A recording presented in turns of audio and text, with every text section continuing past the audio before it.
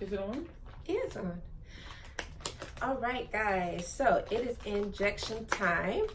And I have my lovely mother here with me. Yay! She came in to help out with the just being here, support, and also just, you know, after the retrieval, being here for me. She's gonna cook and do all that fun stuff.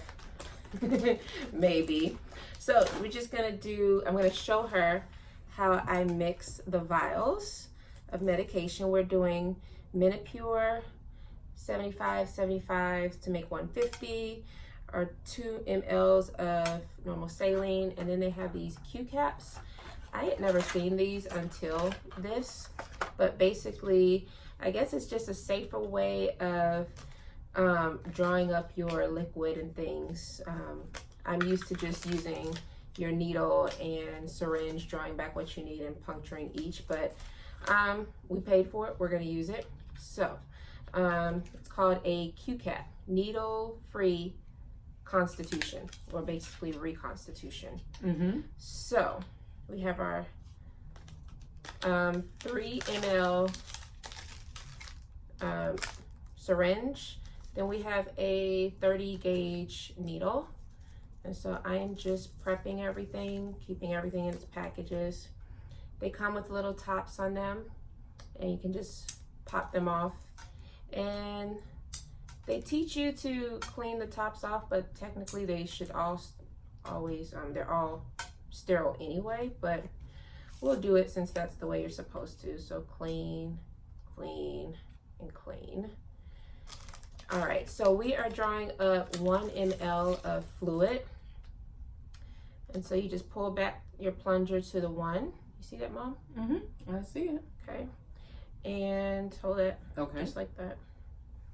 And then you take out your Q-cap thing, and you're gonna put that on here. And then this fits over the fluid. So this is 2 mLs of sodium chloride, but we're just using 1. So you're supposed to put it down on a hard surface and puncture, and then you push in your air, turn it, and invert it. And I always pull out more just so that I have the right amount. I try to get my bubbles out because I don't like bubbles. Don't hit too hard. It's fine. And then That's there. one.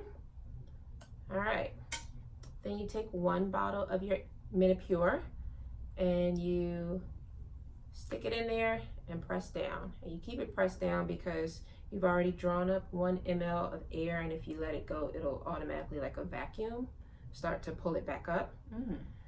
And so you don't really shake or move it around too much. Once you put the water in there, I don't know if you can see it, but it dissolves already, see? Yeah, so it's okay. already clear. The powder is turned into a liquid. Then you invert it, and even if you did that, it'll start to go, but you just pull everything out. And then push it back in, making sure you got every single drop of that medication. Take it off, and do the same thing with the next vial. So powder, all that powder, and then you press down, put it in there, and you kind of just let it sit there. You can slowly agitate it, but I haven't found that that's been necessary. I just let it sit in there for a little bit until it's all clear. Okay, so we're gonna see if my mom, Not today. if she's gonna I'm gonna call Lewis, and Lewis is gonna come, and he's gonna do this injection today. I'm trying to get her to give me the injections. I've mastered the 1 in the morning because it's a smaller needle gauge and it doesn't really hurt. This one, it burns. It burns going in. And I've actually added the other, well, Ma, can you get that? It's in the drawer. You added. The one in the box, the Garanelix. Oh my God, let me call Lewis. No, you don't have to call Lewis. All right, so now I have 150 milligrams of medication and 1 ml of fluid. I take this off. That will go in my Sharps container. And then you just peel back and stick it on there. Okay, so now we have all of our medication drawn up all nice in 1 ml, and it has to be pushed in slowly. It's not something you can just shoot it in there. It goes in slow. Okay, so that's 1 injection, and we have to do 1 more, and luckily I don't have to draw up anything for this one. It comes in a pre-filled syringe, and this one hurts too. I think it's the gauge of the needle that is a little bit larger, so yeah, it hurts, and I think this one makes me a little sick to the stomach. But basically these are the 2. I've been rotating my sites, but like I said, you only have so much of a stomach to move them around, so I am finding myself a little bit tender. And I think in my last post I shared with you guys that the medication is working. My follicles are growing. I went into the office, Center of Reproductive Medicine, by the way, their Memorial City location, and my follicles are growing. I think I have several that are 12 point something, a few that are 10 point something, and then I have 8 smaller ones on one side and 16 smaller ones on the other side. And so they don't want to see me again until Monday. Go the whole weekend and with the same regimen of medication, and then we'll see how far they've grown by Monday. So I think the original trigger or date of retrieval was supposed to be on Tuesday. I don't think it'll be that because I think they're trying to push it as much as they can. So we will definitely see. All right, Mom, any questions about this and how you have to give it to me? Nope. How quickly can Lewis get up here to administer this? I am just really scared of needles.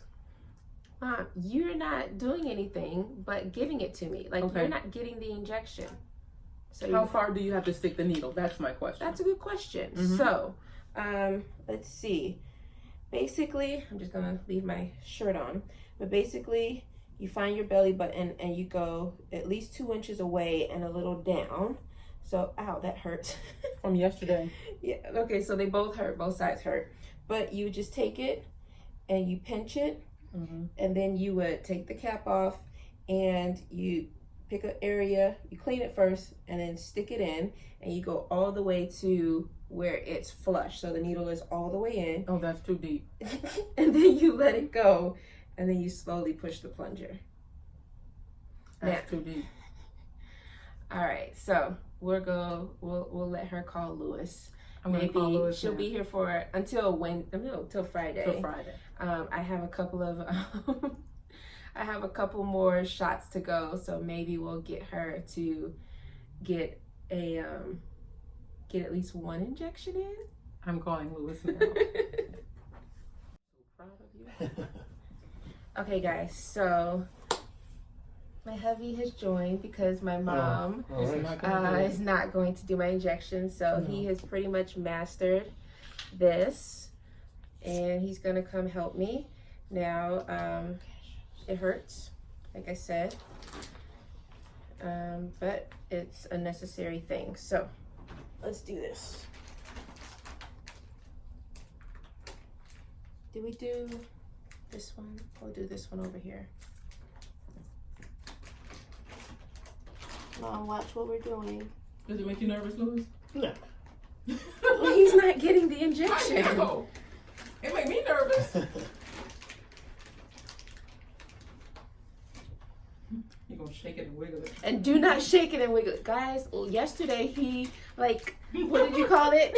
What did you call it? Like, his money burn. Wait, okay.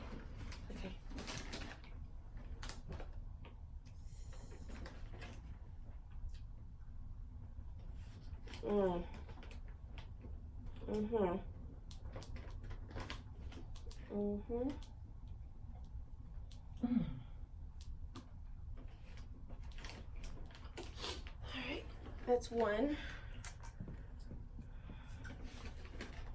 Alright. Then you recap it for safety, and I have a sharps container. And now onto the other side. Want to come over here? Huh? Oh. Oh, okay. Alright. I could have just reached over, but I could have reached over.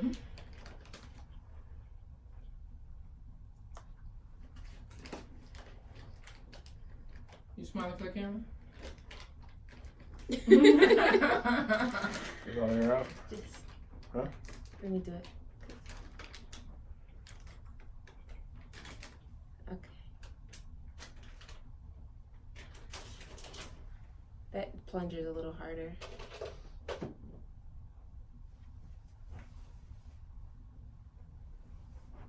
Just until you see a bead at the top. Dr. Booth knows how to give injections, so I can't give him any kind of insight. I wasn't always a lawyer. No, just- Okay.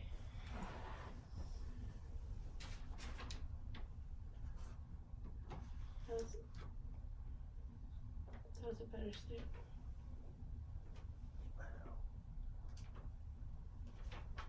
There you go. Thank you. You did it already?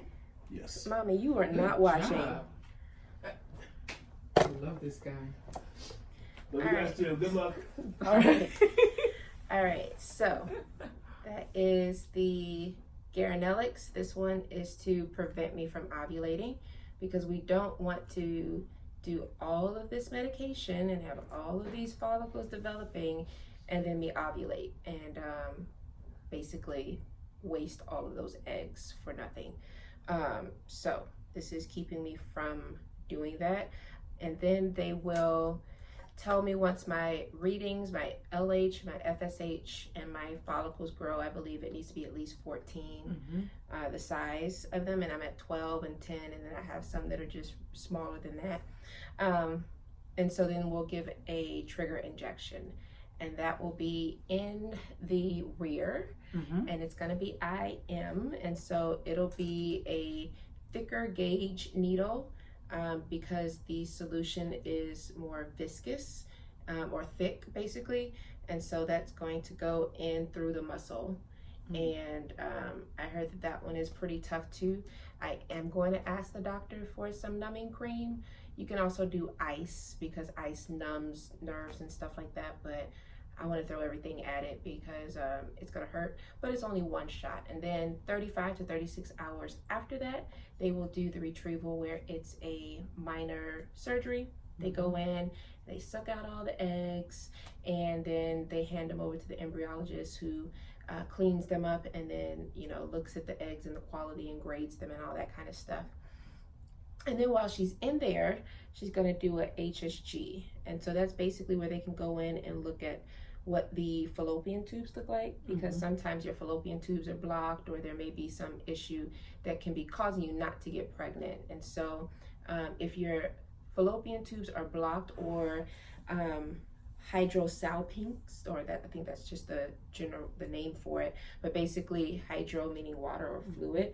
And so if your fallopian tubes are basically like balloons instead of little straws that are clear and free, the fluid can be going back or regurgitating back into the uterus and washing things out or making it hard to get pregnant. So she's going to just look those over to make sure that that wouldn't be a problem later on down the road when we go to implant the uterus.